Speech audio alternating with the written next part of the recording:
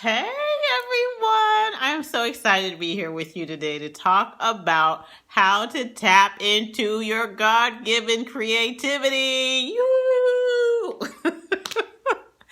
Anyway, I am so glad to be sharing today, and I wanted to do this video for a couple of reasons. First of all, I had some hangups with tapping into mine, okay? Secondly, I wanted to do it because I hear so many people who come up to me. Either they used to come up to me when I was in my art shows, or they would come up to me, when I would actually be painting prophetically at the end of a service or at the end of a ministry event.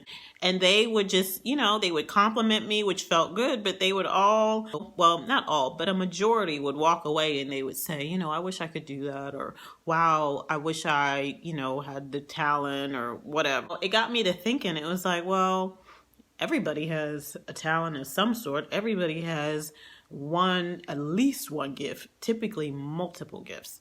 And so that's why I am doing this video today. So I'm going to jump right on in. The first thing that we can do, all of us can do, and this is probably one of my biggest hangups that I had when I first started. Do not compare yourself to others, right? Steer clear of comparison and steer clear of perfectionism. And when I first started painting, I was really just at home. I would paint in my home. It was very relaxing, typically on the weekends or whatever, because I could pull my paints out and I could just paint for hours, right? And it was just so relaxing for me. And then a friend came over and they were like, oh my gosh, where did you get all these paintings? I hadn't put them away or whatever. I think maybe I was even working on one at the time. And I had mentioned that I had done them. And she was like, oh my gosh, you have got to show these. Do you know that people would love to see these and you might even be able to sell? I was like, money? Sell them? I don't know about all that. In my mind, I'm thinking, oh, you have to be this, you have to be that in order to sell your stuff. And so anyway, she kept talking to me or whatnot. And I was like, okay, well, I had some venues that I could show my art at or whatnot. And I did. And there was an interest. And I was like, oh my gosh, I've been comparing myself to all these people, highly skilled, highly trained, highly this, that, or whatever. And even though I'm not a trained artist, people were asking for my art. People were wanting my website. People were wanting to commission pieces or whatnot from me. And so it really taught me a great lesson on not comparing yourself. Because quite frankly, people, whatever your gift is, people want to see your unique fingerprint on your gift, right? And so even though there are like gazillion other artists out there, gazillion people who paint out there, I am going to do something that is completely unique because I'm unique. And just like I'm unique, you're unique. So whatever your gift, whatever your talent is, don't compare to other people. Don't get caught up in that, because comparison and perfectionism can be your greatest enemy. They will keep you stuck. They will keep you from trying, because what it basically does, comparison and perfectionism, is saying this is not good enough. Your stuff does not look like their stuff. But the thing is, it's not supposed to, because you're not them, right? Okay, so that is number one. Number two, you have got to try to cultivate, stretch, and grow the area that you are really good in, talented in, skilled in, interested in, and try to really master that, right? And so whether or not you're a dancer, visual artist, whether or not you write, whether or not you're a great athlete, whether or not you cook a mean meal, whether or not you sing great, it doesn't matter. It is your responsibility to master that thing, okay? And I had actually heard another woman say this, when she was teaching about something else. She was like, if you have been given a gift from God, a talent from God, then it's your responsibility to do whatever you need to do to master it, right? And so we don't come out of the womb being excellent in anything. We come out of the womb, we come with gifts, talents stored up in us. But guess what? Everybody knows that you would not allow somebody who simply had a scalpel in their hand and were skilled to operate on you unless they had an M and a D behind their name, unless they were a medical doctor, certified. I hope you wouldn't allow somebody to do that. Same thing with anybody else. You want to make sure that you become the best that you can be in the area, the realm that you have your gifts, your skill, your talent, whether or not you're highly interested in that area and want to become better. You can be great with food. You can know how to cook great with no training, no mentoring, no anything.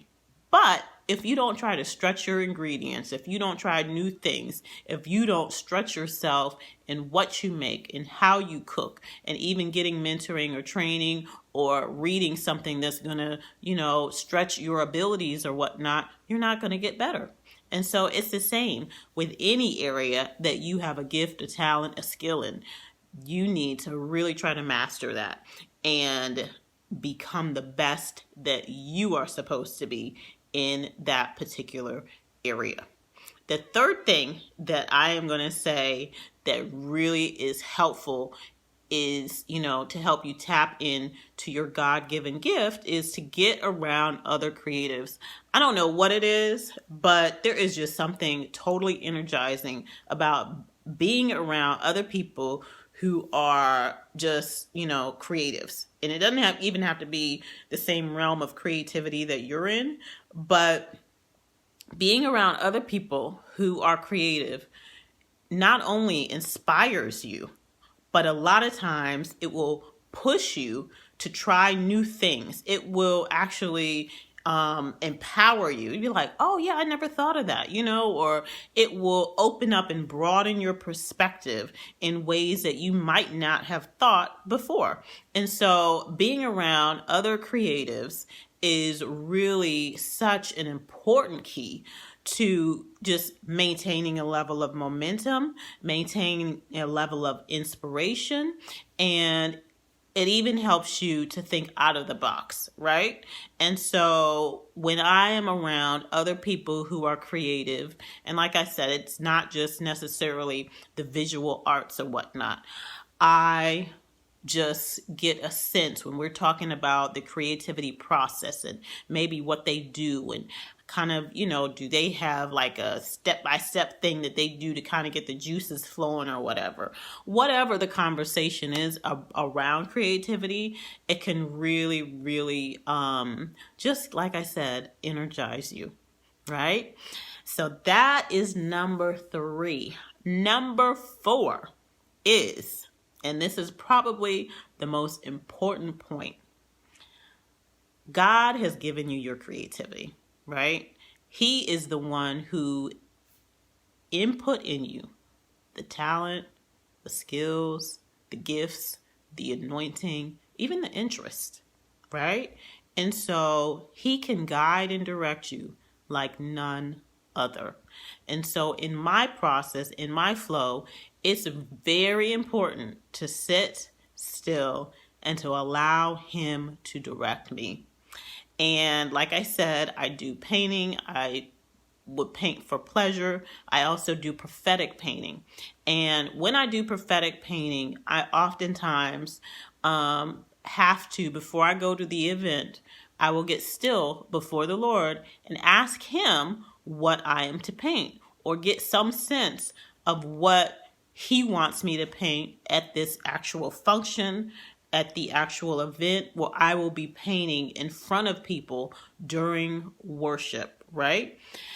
And so a lot of times what happens is that he'll give me either a word or he'll give me a visual.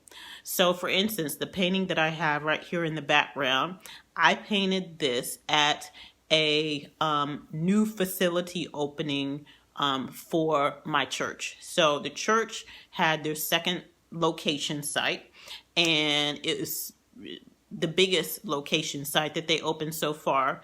And in order to kick off the opening of that new church location, they had like a grand opening for everyone.